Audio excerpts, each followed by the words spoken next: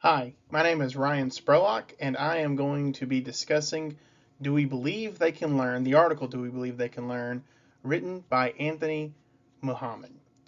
Now, his whole idea in his article discussing or pushing forth the ideals of PLC is that what we don't need to do is, or what oftentimes fails schools, is believing that students exist within these realm of harmful stereotypes.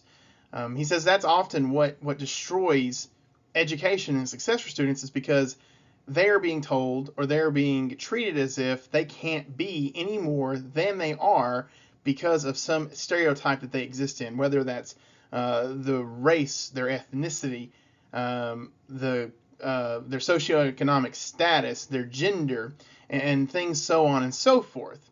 And he says the problem is that we just educators will just believe this. So he wanted to have a way to fight harmful stereotypes. And how do you fight harmful stereotypes? You do that by providing data. Yes, that's true. Or that's the point. Providing data to fight harmful stereotypes. Because when we have data before us, uh, that data of why a student might not be having success, which can come from a variety of factors, can be broken down. The barriers to that student success can be broken down anyways, and we can get to the actual problem of why a student does not have success. And the goal of all of this is to change the culture of a school so again, that all students, no matter who they are, where they come from, what they look like, their background, all students can and should be deserving and be able to find success. Now he does posit this idea with a giant caveat, and that is this: it begins with the administration.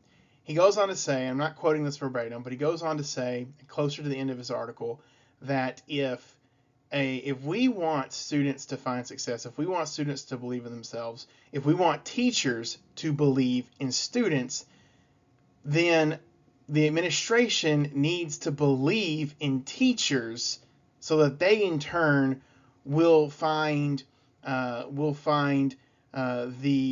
wherewithal, will find the ability to continue to believe in the students. So it's a team effort. It is a team effort by everyone in the building, not just the students believing in themselves, not just the teachers believing in the students, but the administration believing in the teachers, who believe in the students, who help the students believe in themselves. That is the point of Anthony's article, Do We Believe That They Can Learn? If we believe that they can learn, then we should afford them all possibilities to learn. And now I'm going to kick it over to Courtney, who is going to continue our presentation on this discussion of PLC. Hello, my name is Courtney Smith, and I chose the article Launching Professional Learning Communities Beginning Actions. The authors are Cowan D. and Leo T., and the publication date was 1999. On our first slide about the measurements and with the reassurance of leadership, I believe that PLC groups are the support teachers need to thrive in a classroom for themselves and for their students. I also believe that leadership, including administration, does have a lot to do with how PLC groups are ran, and it takes great leaders to do and just not oversee. On this second slide, where it is discussing participation split decisions and code developers having issues persuading staff, I believe that teachers and leadership putting all of their effort into their PLC meetings, taking out the time to make their classroom superiors, are practicing to make students successful, leads on to great test taking skills to support student data.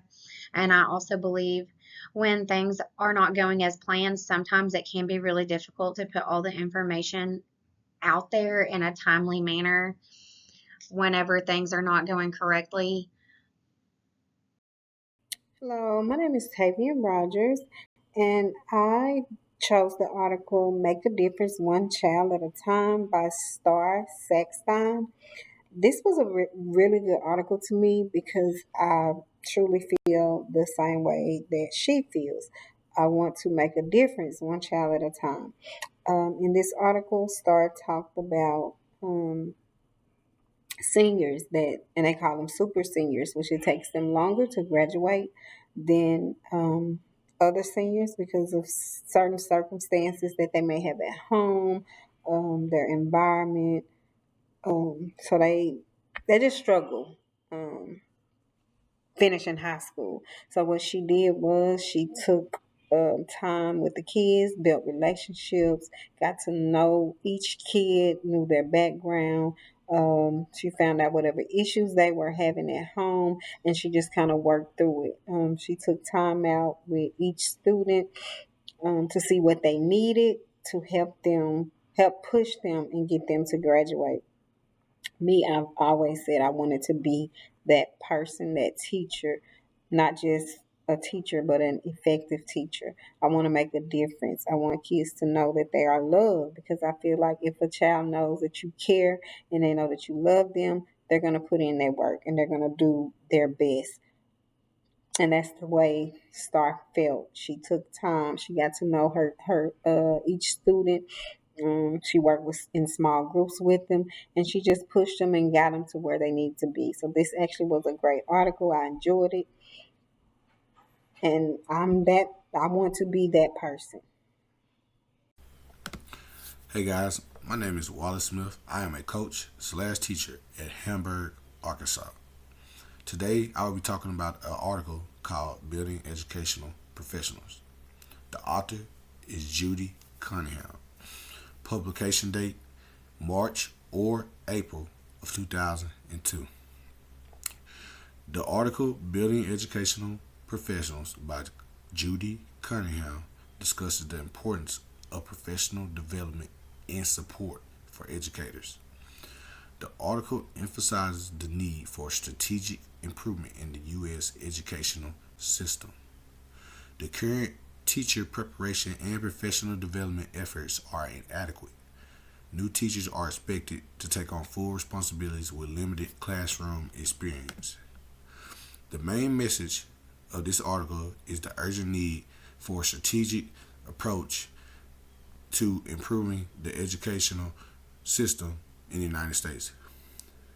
It argues that only the best suited and best trained professionals should have the responsibility of teaching children.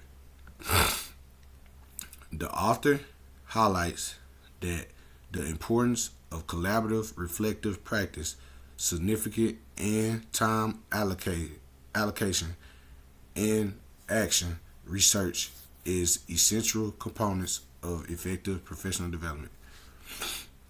Judy Cunningham's Building Educational Professionals is compelling read that underscores the vital role of continuous learning and professional development in education.